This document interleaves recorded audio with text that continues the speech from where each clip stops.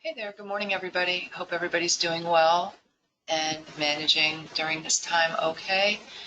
I'm going to do a quick video and I'm going to show you using some of the advanced entry techniques that we can use using the double stochastic that we use as our filter typically for our slinky setup on the range chart and the 1 minute setup, obviously off the 1 minute setup. I will be doing a webinar on Wednesday, April 1st at 4 p.m. Eastern.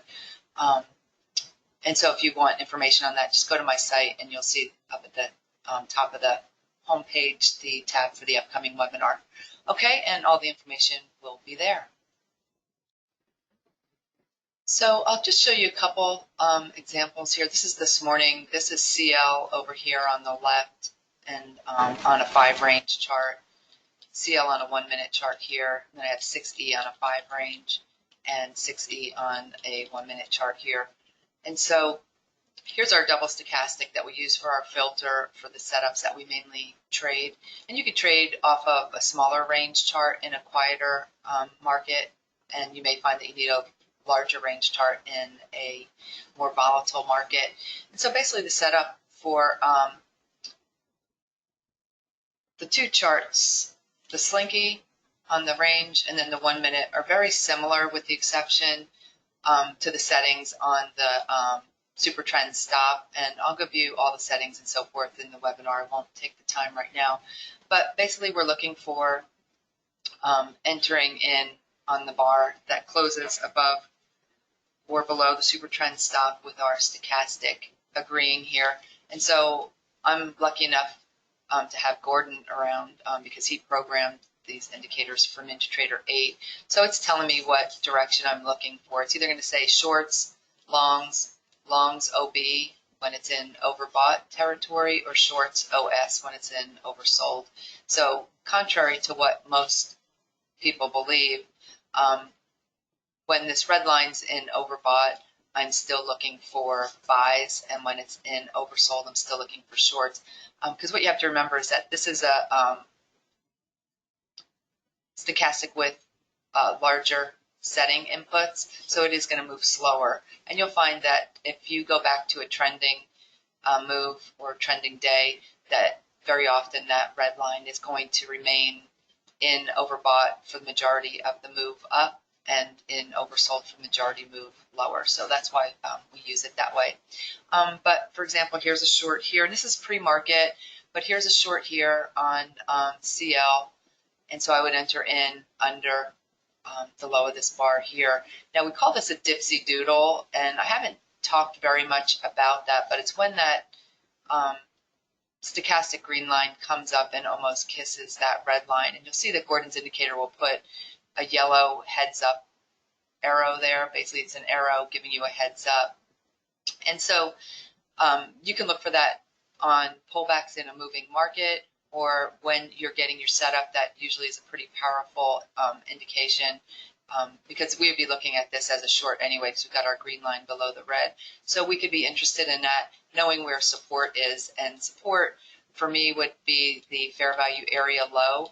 I would not ignore where it reacted right here, though. I would at least pay attention when price was getting to that same area if I took this short for a possible reaction. Then if it doesn't react, then I would be looking down at the support area here. This is one of the items that we'll go over during the webinar when we get our 40-point gap like this, especially on the range chart. You'll basically be getting a heads up that price will either go sideways or move in whatever direction the green line has to go toward the red. So you can see, in order for the green line to find its way to the red line here after that 40-point gap there, it would move up, so would price. And that is a pretty powerful tool most of the time on the range charts.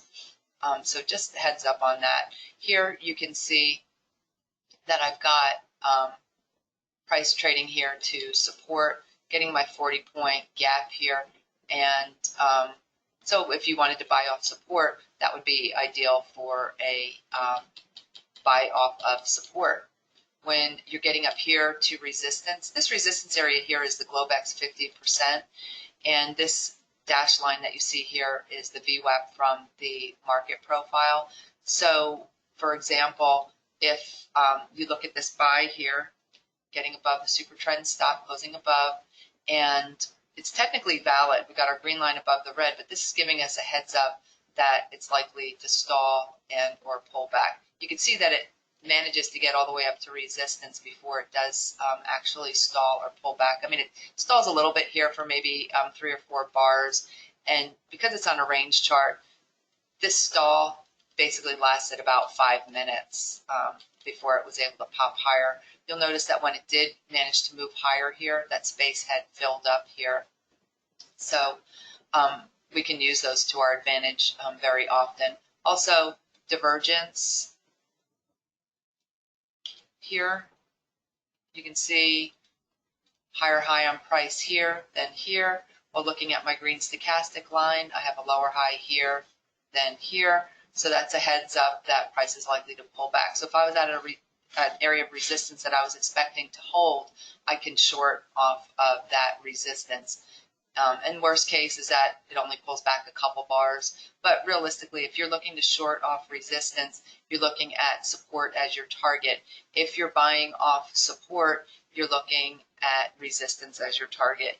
Here also at fair value area low, you can see I've got a lower low here than here, while on my stochastic line I have a higher low here than here. So if I wanted to buy the bounce off of this area, I would be looking at resistance as my first possible target. When I look to the left, I can see that this general area here would likely be a resistance area, and this area being around the 86 to 90 area, and then if it gets through there, we would be looking at the VWAP. So you can see this is very sideways. So taking the slinky in this environment, you would just always be looking, is there enough room to resistance to attempt it, or is there room to support to attempt it? And if not, and more sideways, then you short resistance by support. So this buy here, technically valid, right? Close above the super trend stop, and I would be placing my order a tick above the high of that bar, and my green line above the red. And I know I've got resistance up there around 95, so I'd have to decide if there was enough room for me to want to attempt it. Okay, so if you have a hard time seeing that the market is sideways, open up a chart where you can get a little more info. This is a 1-minute chart. This is pretty much telling the whole story, right?